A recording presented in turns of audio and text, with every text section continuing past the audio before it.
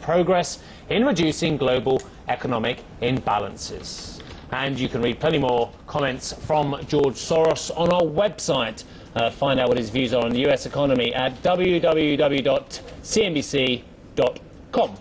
We had pretty equal email response, I think, on George Soros earlier. We were just saying it was interesting that he was making all these comments.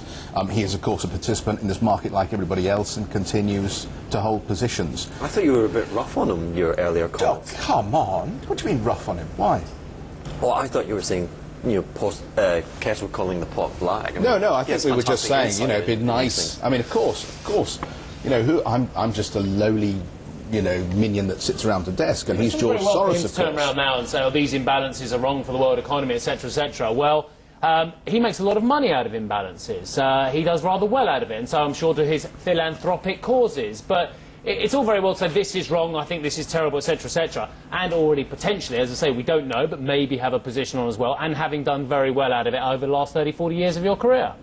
Okay. I think he's right, however. Fundamental to the debate today is, ever since the problems emerged last July, or as they became more and more to the forefront of everyone's attention, the Chinese have stepped in and they've repegged their currency to the dollar.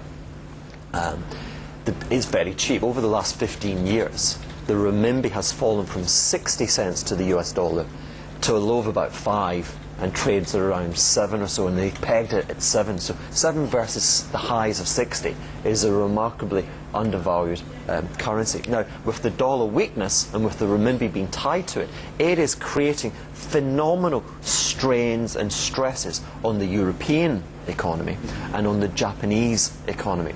And it's creating profound deflationary forces. The euro and the yen are becoming just incredibly expensive. The Japanese are close now to losing trade surpluses. At these levels they can't compete, and it shows no signs of abating because the Chinese are unwilling to free their currency from the dollar. They don't want their currency to rise because they fear that that will have a negative implication on the level of exports and on their ability to employ the great swathe of people they have in that country. So we have to discuss that because it is the issue of our time.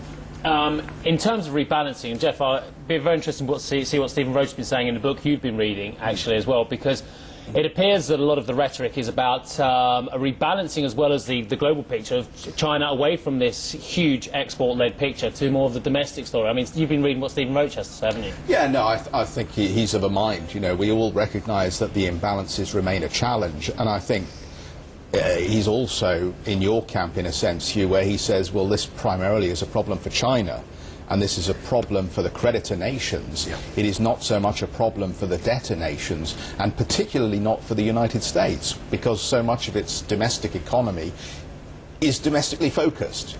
And that's the rub here, that the Chinese can sit there and they can demand that the Americans should guarantee the value of their dollars, but nobody asked the Chinese to run up the surpluses in dollars that they have at this stage. And as we know, they continue to participate in that game because they are unwilling to abandon their own currency to the volatility or the waves of currency markets, which we know can be very choppy at times.